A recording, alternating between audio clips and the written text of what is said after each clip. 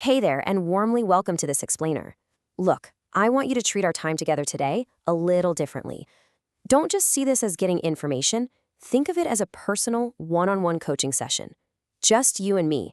We're creating a safe space right now to find some real clarity and empowerment. We're going to talk about recognizing a toxic relationship, but more importantly, how to take back that beautiful identity you might feel like you've lost along the way. So go ahead, take a deep breath, get comfortable, and let's jump right in. Now, I've got a pretty heavy question for you. Are you surviving or are you loving? Imagine giving someone your whole heart, right? But you get this knot of anxiety in your stomach every single time your phone rings. Imagine being literally afraid of saying the wrong thing, constantly walking on eggshells, just doing whatever it takes to keep the peace and get through the day. I want you to just sit with that feeling for a second. Because when you're living in that constant state of anxiety, you know what happens? You slowly stop being the person you once were. It's like your light just kind of dims. We've got to call it what it is. That's not love. That is emotional survival. And there is a massive, profound difference between a love that actually nurtures you and a daily battlefield where you're just trying to emotionally survive your own relationship. Okay, let's dive into section 1, the reality of toxic love. So let's really define what happens when things cross the line from supportive to damaging. A healthy relationship, it's like sunlight. It helps both of you grow, right? You actually become more of who you are. But a toxic one does the exact opposite. It's like an eraser to your confidence. Think about it. You stop sharing your opinions. You drop those hobbies that used to bring you total joy. You literally start changing your core self just to avoid an argument. Listen, when you lose your identity just to keep someone else happy, the relationship has fundamentally broken down. Moving right along to section 2, spotting emotional manipulation.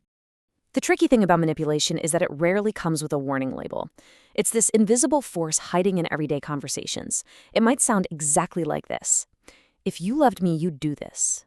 Oof, that right there is a trap. It's literally weaponizing your own love against you, forcing you to prove your commitment by completely running over your own boundaries. Or how about this classic? You're too sensitive. Have you heard that one? This phrase is tailor-made to invalidate your very real feelings. By telling you that your reaction is the problem, they're just deflecting from their own hurtful behavior. And honestly, sometimes they'll even pair it with something cruel like, nobody else would put up with you, which is totally designed to make you feel isolated and completely dependent on them. And then, there's this one. You're imagining things. Look, hearing that once might just be a little confusing, but over time, repeatedly hearing these phrases is like a slow drip of poison. You literally start questioning your own memory. You doubt your own judgment. You might even start wondering, am I actually going crazy? Now, what's really interesting here is that there is an actual formal name for this exact experience, gaslighting. It's a calculated pattern aimed at making someone completely doubt their own perception of reality. And if you have ever felt this specific kind of confusion, I need you to hear me right now. Your perception is valid. Your memory is real. Naming this toxic tactic is absolutely the first step in taking your power back from it. Which brings us to section 3, jealousy is not love. This is where so many deeply caring people get completely tripped up. Why? Because society loves to romanticize the very behaviors that destroy us. A lot of us mistakenly look at jealousy as proof of deep passion. We think, oh, they're just fiercely protective because they love me so much. We need to totally flip that script. What often wears the mask of intense passion is really just excessive jealousy. And trust me, that jealousy always curdles into something much, much darker, control. And this brilliantly illustrates how that control shows up every single day. It feels like living in a cage. It's them constantly tracking your location. It's those little passing comments that suddenly dictate what you wear. It's them deciding who you're allowed to talk to, throwing baseless accusations at you, and demanding full, unchecked access to your private life. Guys, this isn't romance. No way. It's a cage.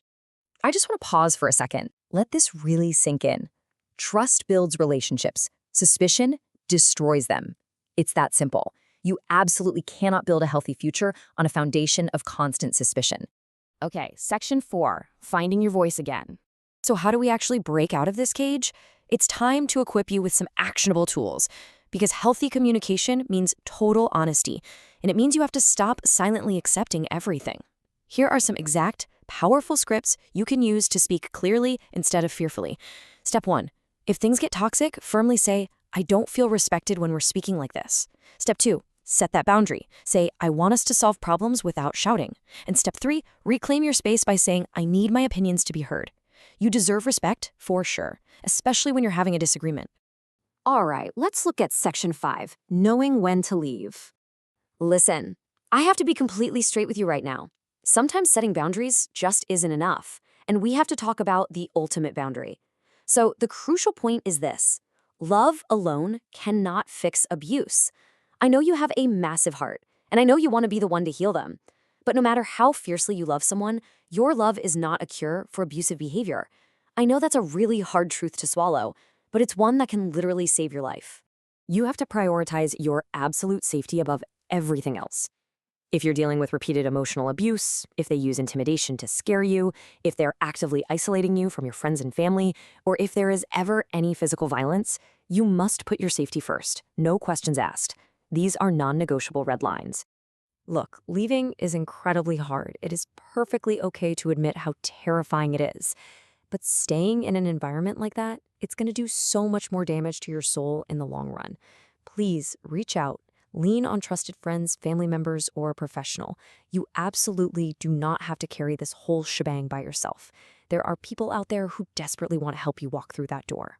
So, let's pull all of this together. The right relationship will never, ever ask you to shrink yourself to fit into it. Healthy love, it acts like a mirror that boosts your confidence and reflects the absolute best version of you. Toxic love, on the other hand, runs entirely on fear. Really hear me when I say this. You shouldn't have to choose between love and peace. Real love actually brings peace with it. If you're out there sacrificing your inner peace just to hold on to a relationship, you're paying a price that is just way too high. Because choosing your own well-being, it is not selfish, not even a little bit. It is a necessary act of survival and self-love. So as we wrap up our coaching session today, I want to leave you with one final, absolutely vital question to chew on. Are you ready to choose you?